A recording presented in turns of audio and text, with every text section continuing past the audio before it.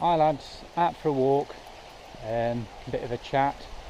I've got the camera on wide and I'm going to try some software I've downloaded to steady it up, because I love the GoPro now, but the shake and flipping wobble I'm getting is not, it's doing me head in a bit, so I'm thinking about getting one of them steady cams or even a gimbal. If I can't really afford a gimbal at the minute, but I'm tempted.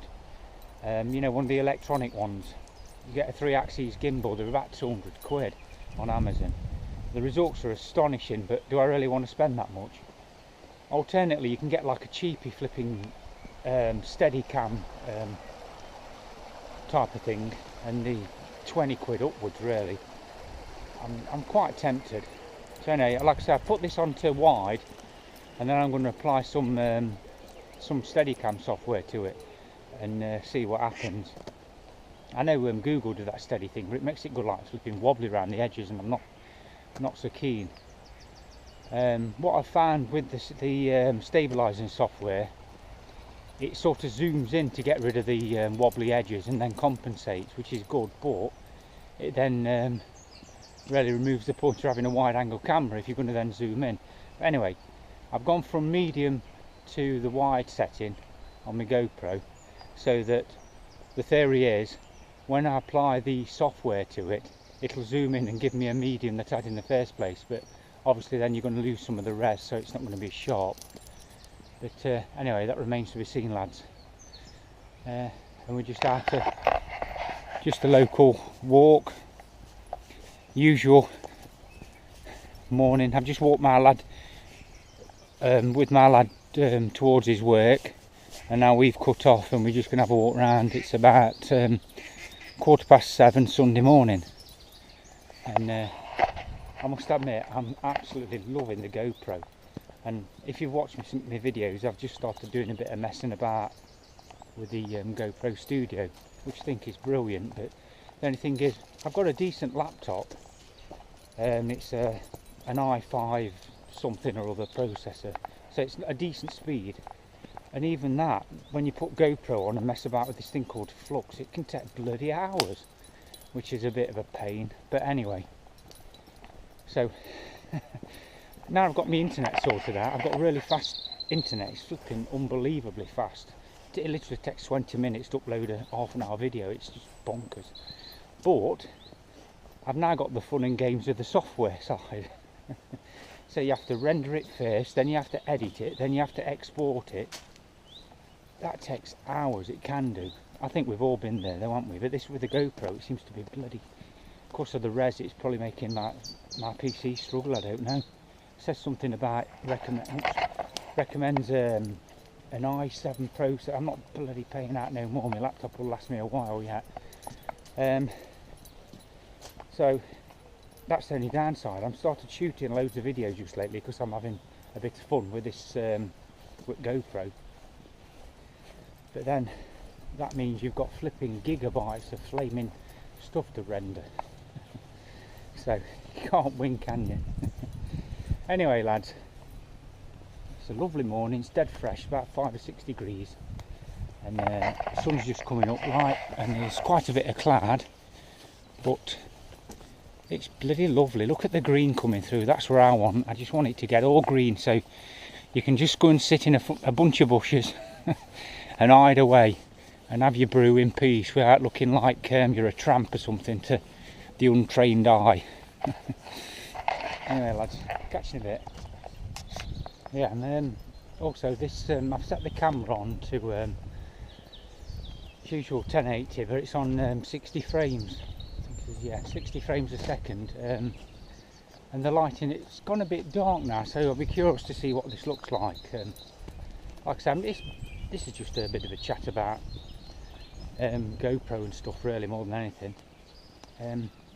Another thing I read about this, you need a decent memory card. I think the one I've got in here is a class 4.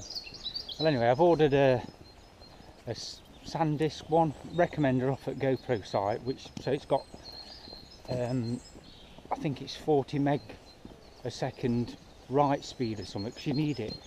So I've noticed the odd time with this I've got like it's gone all pixely really bad for a few seconds, even on the original one, and I'm putting that down to well, there's two things. It could be low light, possible, or it could be just the memory card's not manned for the job. So I've ordered a 32 gig one off of Amazon, which will be enough for me. That'll, even on 60 frames, that'll give me a couple of hours. I never shoot that much. The battery will probably pack up before then. So I've ordered that. That should come soon. It wasn't bad price. It was about 15 quid off at Amazon, and I got a £10 discount thing anyway, because I do some online surveys to generate a bit of cash, and I do one from I think it's called Ipsos or something, Ipsos surveys, and every 1380 points you get a £10 Argos voucher, Amazon voucher, and I've got my first one, so I thought, well, I'll blow it on a memory card, bargain. So it's only cost me £5 odd quid and a few pence, so let's see how that goes. On that point of surveys, I do the YouGov one. I'd recommend that. I've got a 50 quid voucher coming from YouGov.com, and that takes about 6 months to get your points. You need about 5,000 points, and you have to do quite a few surveys, but let's be right, 10 minutes of your day, and it all builds up. And I've got about I'm on my way to my second one now, actually. So anyway, as usual, I digress. So yeah, on my want list at the moment, like I say, Steadicam stroke gimbal. I'm seriously considering getting something. I also want to buy a skeleton case. I've got the skeleton door, but I want to get a skeleton case because I've been looking at miking up on the old GoPro as well. I'm pleasantly surprised, really, with the sound quality of this. It's not bad compared to, I thought it'd be worse anyway, but I would like to be able to record the sounds around me in stereo a bit better, like, than what this does. And I've been looking into it, and a lot of people recommend there's something called an ETM something mic, but to use that you need a skeleton housing or no housing, because you need to get the USB to 3.5 jack lead and the ETM as well. So, you know, that's another 40 or 50 quid. So I'm tempted, but we'll have to see how it goes, really. I was just thinking to myself, I come out to get away from it all, and all I'm thinking about today is bloody electronic gadgets. But I just want to get a better quality video, because as time's gone on, I've been watching people's videos on YouTube, just getting better and better, the quality, the sound, everything. And I'm really pleased with the GoPro, absolutely great, except for a couple of things, which is camera shake is bloody awful, because there's no stabilisation, as we know. So that's my priority, I think. And also I would like to beef the sound up, possibly. But it's all money and stuff, isn't it? End of the day, it works. But I'm really enjoying this as a hobby to take with me, you know, when I'm walking. Sorry about the camera. I don't know if this is going to be any good or not, because I've just noticed it's pointing over my shoulder. Anyway, usual waffle, lads. And like I say, the lights, it's gone really overcast now, so I'm not sure what this is going to be like. I've changed it back, like I say, at the minute it's on wide, 1080 60 frames a second, and I've put it back to normal and not spot metering, because I think that when it's too bright, that just screwed it up a little bit. I found one of my other videos. But anyway, catch you later, lads.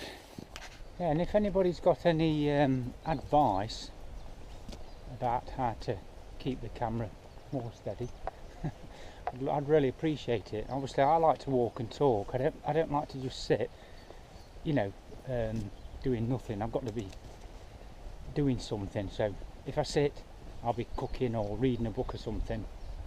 But when I walk and talk, I enjoy that. I don't know, it's just one of them things. I like to look around me. It gives me ideas to what to talk about. Sometimes I I span the quiet bits with waffle, like I'm doing now. Yeah, anyway, I'd like some tips, if anybody's got any. At the minute, I've just got the GoPro, it's on my Gorilla Pod, and I'm just holding it, you know, the actual camera's about 6 inches above my hand. And I've seen some people, I don't know how they do it, they seem to walk, and it seems quite smooth, and I'm just thinking, what am I doing wrong? But I've heard, go on, Gus. I've heard of people saying, oh, you need to wear soft shoes. Well, that's not going to happen if you've got walking boots on, is it really? And you know, you've got to walk a bit slower, but yeah, fair enough. I've tried, and it is an improvement where you walk slower and be really careful with the camera. But I'm out with my dog, I'm having a walk, you know. So what's the best technique? Has anybody used a gimbal like that subscribe to my channel? If you're out there, or anybody really, what's the best gimbal to buy, like Steadicam mechanical wise or handheld?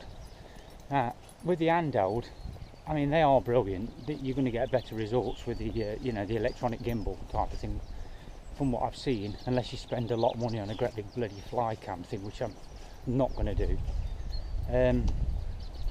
But the thoughts of going round with something else that's electric that needs charging its batteries up, you know, it's expensive, it can break, if it gets wet it doesn't like it, you know, it'll bugger it up. That puts me off quite a lot. At least with a mechanical type device, it can chuck it down the rain, it doesn't matter, it's just going to get wet, you wipe it off, job done. You've got your camera in your waterproof case, but then you've got a gimbal that's going to fail if it rains. So especially in this country, it's probably not the best of ideas, is it really? So even though I really like the electronic gimbal, I'm sort of erring towards the mechanical side. There's one or two, I saw this thing called a glide cam selfie that you can only get in America, and the results on that were bloody fantastic really. And I've looked, only in America, $89, and I'm like thinking, I like to buy stuff that I know if it goes pear-shaped I can send it back easy, instead of messing about through Amazon. I'd rather go to a shop than that, to be fair, unless it's a supplier in this country that you can get access to.